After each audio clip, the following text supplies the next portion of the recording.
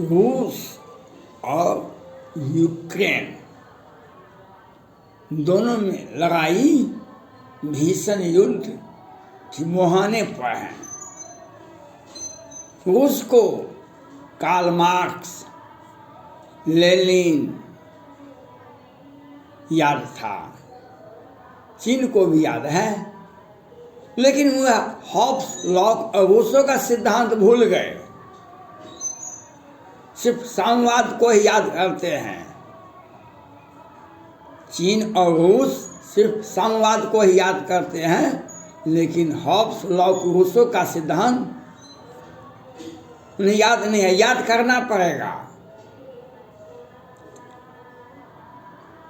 और चीन को यह इससे समझ में आ जाएगा जब रूस की असली हथियार यूक्रेन में फेल हो जा रही है, तो डुप्लीकेट हथियार से चीन कब दुनिया को नचाएगा और कितना नचा पाएगा। अगर रूस यूक्रेन में फेल हो रहा है, उनका असली हथियार, उनका हथियार उनको काम नहीं आ रहा है, तो ये डुप्लीकेट हथियार जो चीन बना के दुनिया को धमकाता है, उससे क्या होने वाला है। भारत यूक्रेन में एक छोटा देश है, लेकिन वहाँ के शासनाध्यक्ष लगभग 50 वर्ष के हैं और पुतिन साहब 70 से कम नहीं होंगे, 70-75 वर्ष से कम नहीं होंगे। वह यूक्रेन का राष्ट्रपति, प्रधानमंत्री 50 के लगभग उनका उम्र है। इनका उम्र, जब भारत में चीन आक्रमण किया था तो 60-70 वर्ष के थे। नेहरू जी भारत में उस समय में था पंचशील का सिद्धांत, गुट निरपेक्षता का सिद्धांत, धर्मनिरपेक्षता का सिद्धांत, लेकिन चुपके से चीन ने भारत पर आक्रमण कर दिया, हिंदू चीनी भाई भाई कह के, और भारत के बड़े बड़े बहुत बड़े भूभाग पर कब्जा जमा लिया। तत्कालीन प्रधानमंत्री नेहरू जी हक्का बक्का हो गए और 2 दिन के बाद युद्ध शांत हुआ। लेकिन वह कब्जाई जमीन पर क्या चीन आज भी कब्जा करके बैठा हुआ है। लेकिन श्रीमती इंदिरा गांधी उस वक्त 18-20 आईए पास कर गई थी और घर में बैठी हुई थी। वह देख रही थी घर में ही, घर से हमारे पिताजी कहाँ फेल किए और किस नीति के तहत भारत युद्ध हार गया। बेचारी बैठी हुई थी। नेहरू जी का अवसाद हुआ जीवन में और उनका हार्ट फेल हो गया 64 में, 1964 में वे मर गए। और 4 साल के बाद श्रीमती इंदिरा गांधी भारत की प्रधानमंत्री बनी। भारत की प्रधानमंत्री बनी इंदिरा गांधी और 1971 में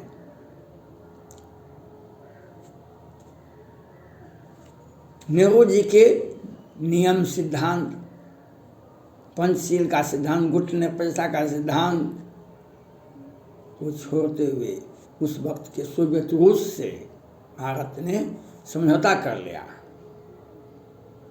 और 1971 में चीन भी, आज जितना चीन मदद करता है पाकिस्तान को, उससे भी अधिक मदद कर रहा था पाकिस्तान को। और पाकिस्तान में बांग्लादेशी मुसलमान वह अलग देश की मांग कर रहे थे। भारत के तत्कालीन प्रधानमंत्री श्रीमती इंदिरा गांधी ने अमेरिका में जा कर के वहाँ के तत्कालीन राष्ट्रपति जी को बता दिए, जो अगर बांग्लादेशी हमारे देश में घुसता है और पाकिस्तान की सेना जो बर्बरता कर रही है उसको आप रोके। अगर हमें युद्ध थोपा गया तो हम उसका जवाब देंगे। अमेरिका के राष्ट्रपति को अमेरिका में जाकर के श्रीमती इंदिरा गांधी ने समझा दिया और उसके बाद रूस से समझौता कर लिए। और जो इस तरह से आज यूक्रेन रूस से लड़ रहा है उस तरह से युद्ध नीति बनाई श्रीमती इंदिरा गांधी ने और पाकिस्तान के 93,000 सैनिकों का आत्मसमर्पण करना पड़ा और पाकिस्तान को 2 भाग में बांट दिया। एक बांग्लादेश बना और एक पाकिस्तान बना। आज यूक्रेन का स्थिति उस ढंग से है, अगर युद्ध चला कहीं रूस को ही नहीं समर्पण करना पड़ेगा। उसके सैनिक 4-5 हजार मर गए। ये चीन का उकसावा वाला नीति है, उसके फेर में रूस पड़ गया है।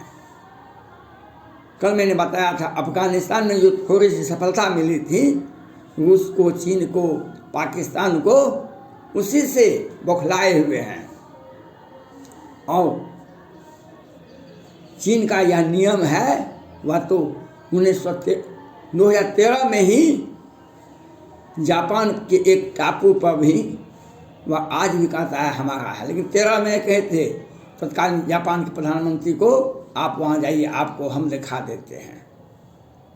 तत्कालीन प्रधानमंत्री जापान के नहीं गए, लेकिन उन्होंने वो प्रधानमंत्री और संसद मंत्री सभी को भेज दिए, 100 को वहाँ पर भेज दिए उस टापू पर।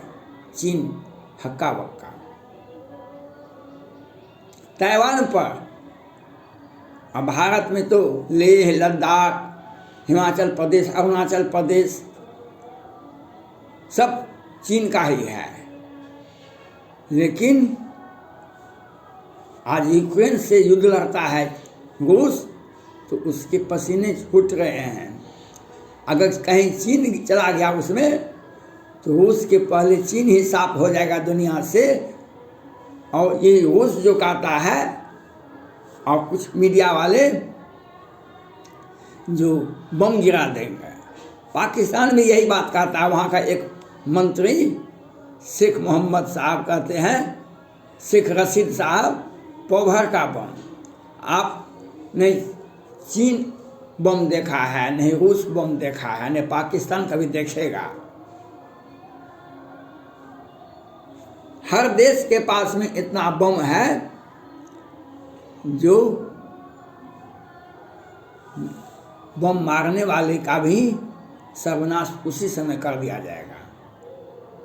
विश्व में इतना हथियार, आधुनिक हथियार हो गया है। और रूस ऐसा गलती करेगा तो रूस भी विश्व के मानचित्र से मिट जाएगा। यूक्रेन भी मिटेगा, रूस भी मिटेगा, क्योंकि यूक्रेन जब युद्ध शुरू किया उसके साथ कोई नहीं था। आज उसके साथ 25 अमेरिका समेत, फ्रांस समेत 25 देश आ गए हैं। यह तो रूस के साथ है। अगर चीन के साथ क्या होगा? चीन को अगर डोकलाम में, लेह लद्दाख में तो देखा, अगर युद्ध होता है भारत से, भारत का अगर नीति बना ले, भारत के प्रधानमंत्री, भारत के रक्षा मंत्री 1971 वाला और यूक्रेन नीति, तो चीन को उसी के घर में उसे ऐसा जख्म दिया जाएगा जो पाकिस्तान और बांग्लादेश का जो हश्र हुआ था 1971 में, उससे भी बदतर स्थिति चीन का हो जाएगा। ओरिजिनल हथियार से रूस यूक्रेन से नहीं जीत रहा है, डुप्लीकेट हथियार से चीन कितना देर तक युद्ध लड़ेगा? उसका हथियार हमारे बच्चे का खिलौना है। बड़ा बड़ा हथियार होली में देखिए, छोटे छोटे बच्चे कितने बड़े बड़े हथियार जैसा खिलौना बना के खेलता है। इसलिए अमेरिका को राष्ट्रपति को चाहिए, जो बाइडेन साहब को सुरक्षा परिषद की विशेष बैठक पुनः बुलाई जाए और रूस का विस्तारवादी नीति को रोका जाए और रूस से पहले रूस की सेना को हर हाल में यूक्रेन से वापस बुलाया जाए और सुरक्षा परिषद के नेतृत्व में एक संगठन और सुरक्षा परिषद के नेतृत्व में, वहाँ के महासचिव के नेतृत्व में एक सेना वहाँ भेजी जाए, जिससे यूक्रेन और रूस को युद्ध से रोका जा सकता है। भारत ने भी कहा सुरक्षा परिषद का जो निर्णय होगा हम उसको मानेंगे। रूस भी को मानना पड़ेगा, क्योंकि उसके ऊपर आर्थिक प्रतिबंध लगा दिए गए हैं, कड़े आर्थिक प्रतिबंध लगा दिए। रूस का आर्थिक स्थिति कोरोना काल पहले से भी खराब था, अब कोरोना काल से तो और खराब है। उसके सारे कंपनी पर चीन का आधिपत्य हो गया है। वहाँ का आर्थिक स्थिति बहुत ही कमजोर है और ऊपर से युद्ध लाद दिया गया है। तो रूस को भी समझना पड़ेगा, आप जिस तरह से एक सदी था जब रूस में गिरजाघर मंदिर मस्जिद में घंटे नहीं बजते थे, लेकिन बाद में उसे खोल दिया गया। वहाँ पर ईश्वर पर आस्था नहीं रखी जाती थी रूस में, लेकिन आज खोल दिया है। इसलिए आप रूस को, पुतिन साहब को अपनी सोच को बदलना पड़ेगा। आप यूक्रेन को छोटा देश होने के नाते तंग कर सकते हैं, लेकिन सुरक्षा परिषद और उसके साथ साथ यूएनओ है और उसके साथ साथ नाटो देश है, उसके साथ साथ फ्रांस और अमेरिका भी है। इसलिए मानवता को बर्बाद करने के बारे में नहीं सोचना चाहिए किसी को भी, और किसी में इतनी शक्ति भी नहीं है किसी भी देश में जो किसी भी देश को आप बर्बाद कर सकते हैं। और उस पर सुरक्षा परिषद का जो ढिलमुल नीति है, वहाँ के जो कोरोना काल में यूएनओ के महासचिव थे, वे तो कोरोना का विस्तार ही कर रहे थे, वह चीन की भाषा ही बोल रहा था। ऐसे ऐसे व्यक्ति जब पद पर बैठते हैं तो देश का और दुनिया का दुर्भाग्य हो जाता है। जब गंदे व्यक्ति पद पर बैठ जाएंगे, आपके वातावरण और आपके कार्यालय की, आपके देश की आबो हवा को भी बदल देंगे। इसलिए हम रूस के राष्ट्रपति से भी अपील करते हैं, आप चीन के बहकावे में मत आवे, और यूक्रेन भी एक देश है, वह था आपका कि नहीं था इसका कोई अर्थ नहीं है। आज की स्थिति में आप उससे समझौता कर लीजिए तो आप मजबूत रूस कहलाएंगे। अगर आप युद्ध लड़ते रहेंगे तो आपका हश्र भी पाकिस्तान की तरह हो जाएगा, जो चीन के पीछे आपको नहीं जाना चाहिए। चीन आपके पीछे पीछे रहेगा और किसी भी देश को और सुरक्षा परिषद के नियम सिद्धांत को मानना चाहिए। धन्यवाद।